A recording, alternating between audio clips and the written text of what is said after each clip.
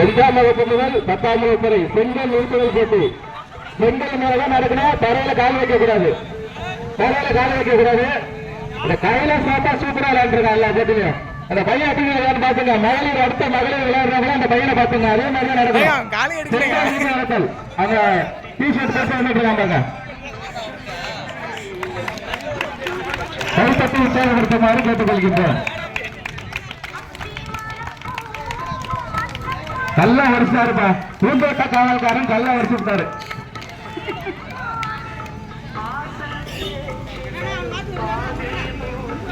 கைலாஷ் அவர்களுக்கு வாழ்த்துக்களை தெரிவித்துக் கொள்கிறோம். எல்லா போட்டியிலும் கலந்துருப்போம்.